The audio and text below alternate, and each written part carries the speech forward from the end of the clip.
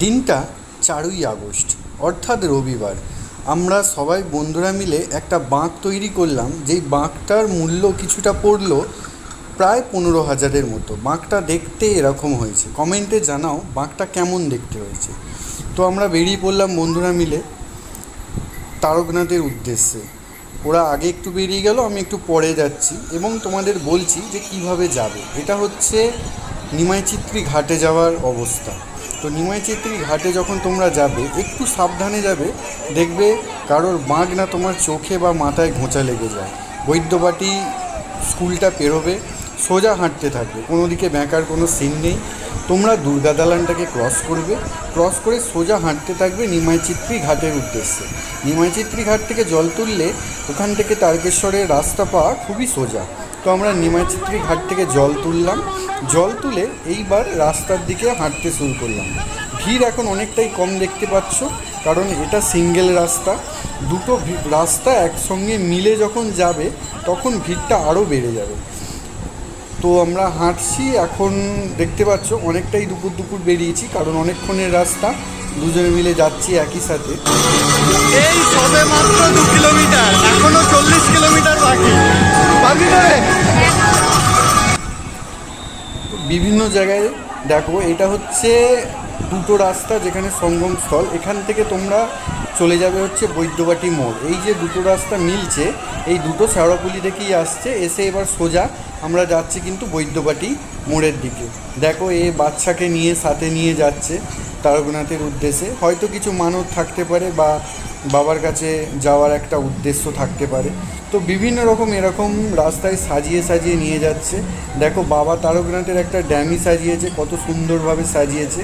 তো আধার কিছুটা নেমে গেছে এবং দেখতে পাচ্ছ লাইট কিছুটা কম হয়ে গেছে। তো এরকম বিভিন্ন রকমের জিনিস কিন্তু বিভিন্ন বন্ধুরা বান্ধবরা বা কোনো সংস্থা থেকে বানিয়ে তারা কিন্তু তারকনাথের উদ্দেশ্যে, বাবার উদ্দেশ্যে রওনা দিয়েছে। তো আমি যেগুলো পারলাম তোমাদের কাছে সেগুলো শেয়ার করলাম। তো একটা সময় আসবে, তো তোমরা যাবে হচ্ছে সিঙ্গুরের কাছাকাছি, তখন কিন্তু রাস্তাটা দুটো ভাগে ভাগ হয়ে যাবে। তো সেখান থেকে একটা রাস্তা চলে যাচ্ছে সিঙ্গুরের ভেতর দিয়ে, সেখানে কিন্তু দুটো গেট পাবে। তো তোমরা যারা তাড়াতাড়ি যেতে চাও তারা সোজা রাস্তাটাই ধরবে।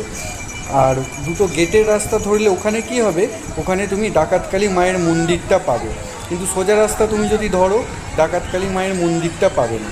কিন্তু সোজা রাস্তায় কোনো গেট নেই, এটাই সুবিধা। তো তোমরা সোজা ওখান থেকে চলে যাবে মালিয়া হল্টে। যত কম হল্ট করবে তত কিন্তু হাঁটতে সুবিধা হবে। এটা যেটা আমার নিজের এক্সপিরিয়েন্স থেকে মনে হলো, এটাই আমি তোমাদের সাথে শেয়ার করছি।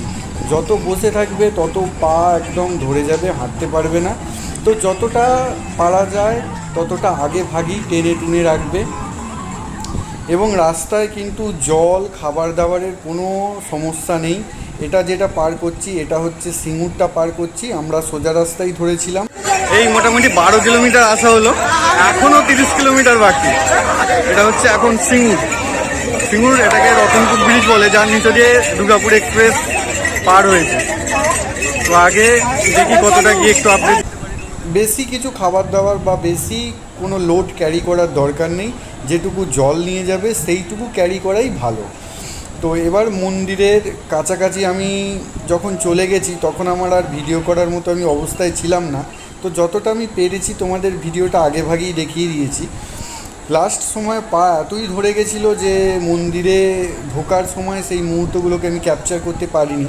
এটা যেটা পার করছি এটা হচ্ছে কামারকুণ্ডু ফ্লাইওভার। চলো এবার ডাইরেক্ট তোমাদের মন্দিরেই নিয়ে যাই। দেখো মন্দিরে এখানে কিন্তু আমি লাইন দিয়েছি, যেটা এটা হচ্ছে তোমার ভিআইপি লাইন, 100 টাকার টিকিট। তো আমি এইখানেই লাইনটা দিয়েছি, কারণ এখান দিয়ে মন্দিরে একদম বাবার কাছে ঢোকাতে খুবই সুবিধা হবে।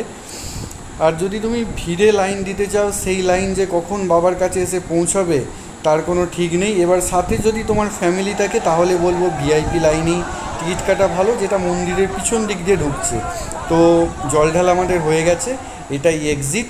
তো সারা দিনের স্ট্রাগলের পর এবার একটু শান্ত পরিবেশে বাড়ি আসার চিন্তা ভাবনা। কিন্তু বাড়ি আসার জন্যে যে তারকেশ্বর স্টেশন থেকে ট্রেন ধরবে, তো ট্রেনে যা ভিড়, সেই ভিড় কল্পনার বাইরে।